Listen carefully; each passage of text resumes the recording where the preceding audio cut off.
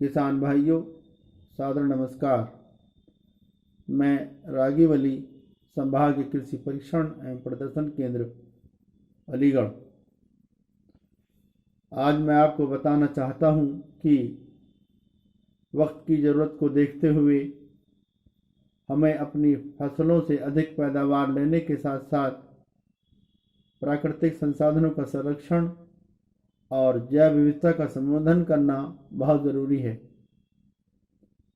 साथियों, यह धरती जिस पर हम खेती करते हैं, यह हमें हमारे पूर्वजों से विरासत में मिली है और आने वाले समय में हमारी संतानें भी इसी धरती पर ही खेती करेंगी। जिस समय हमारे पूर्वज इस धरती पर खेती करते थे, उस समय हमारी धरती में, हमारी भूमि की उर्वरता संपन्न थी।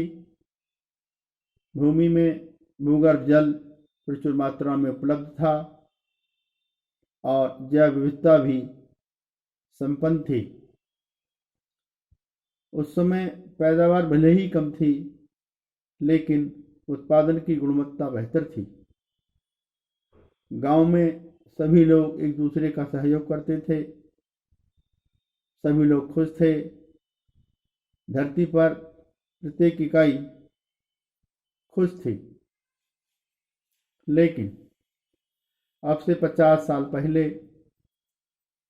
1960 के दशक में जब हमारे देश की आबादी बढ़ना शुरू हुई, उसको भरपेट भोजन देने के लिए हमें उत्पादन बढ़ाने की आवश्यकता महसूस हुई। तब हरित क्रांति का उदय हुआ, नए नए शोध हुए। हमने अधिक पैदावार लेने के लिए फसलों की नई नई प्रजातियों का, जो अधिक पैदावार देती थीं, उनको बोना शुरू किया। उन नई प्रजातियों के पोषण के लिए हमने रासायनिक खादों का प्रयोग किया। उन फसलों में लगने वाले कीट और रोगों के नियंत्रण के लिए फसल सुरक्षा रसायनों का प्रयोग किया और खरपतवार नियंत्रण के लिए भी हमने खरपतवार नाशी का प्रयोग किया। हमने अपनी खेती करने के लिए भारी कृषि यंत्रों का प्रयोग करना शुरू किया। उस समय पैदावार बढ़ी, इसमें कोई शक नहीं है, लेकिन जो उत्पादन हुआ वह रसायन युक्त हुआ। उस रसायनों के प्रयोग से हमारा भोजन रसायन युक्त हुआ, हमारा पानी भी प्रदूषित हुआ और हवा भी प्रदूषित होने लगी। यही नहीं, जलवायु परिवर्तन भी होने लगा। रसायन युक्त भोजन के सेवन से और प्रदूषित पानी के सेवन से, प्रदूषित वातावरण में रहने से हमारा स्वास्थ्य खराब होने लगा और आज हम अपने स्वास्थ्य को लेकर चिकित्सकों की शरण में चले गए हैं।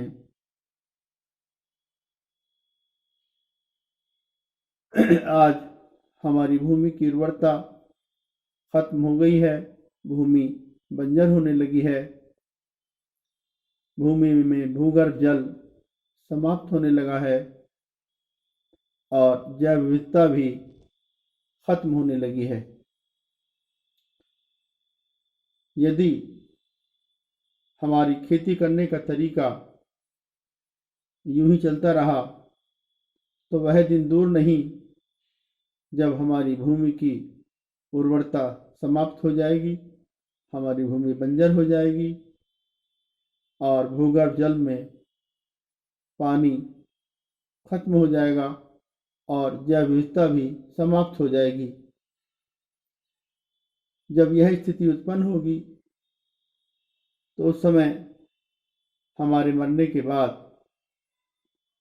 हमारी आने वाली संतानें इस धरती पर किस तरह से खेती करेंगी, यह एक सोचने का विषय है।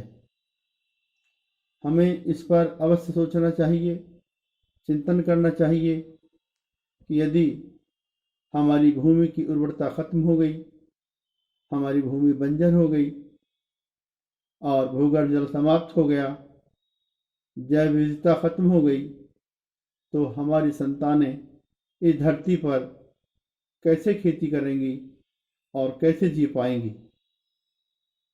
तो इसके लिए मैं सभी किसान भाइयों से अनुरोध करना चाहता हूँ कि हम अपनी फसलों की पैदावार बढ़ाने के साथ साथ प्राकृतिक संसाधनों के संरक्षण और जैव विविधता का संवर्धन करने की तरफ ध्यान देने की जरूरत है। यदि हम प्राकृतिक संसाधनों का संरक्षण और जैव विविधता का संवर्धन नहीं करते हैं तो वह दिन दूर नहीं कि जब हम बीमार होकर मरने लगेंगे या भूखे मर जाएंगे या आपस में लड़ लड़ कर मर जाएंगे। इसलिए हमें चाहिए कि हम अपने लिए, भविष्य में आने वाली अपनी संतानों के लिए प्राकृतिक संसाधनों का संरक्षण करें और जैव विविधता का संवर्धन करें, ताकि भविष्य में हमारी संतानें इस धरती पर खुशी से जी सकें। मैं पुनः आपको याद दिलाना चाहता हूँ कि आज वक्त की ज़रूरत को देखते हुए उत्पादन बढ़ाने के साथ साथ प्राकृतिक संसाधनों का संरक्षण करना और जैव विविधता का संवर्धन करना आज वक्त की ज़रूरत है। धन्यवाद।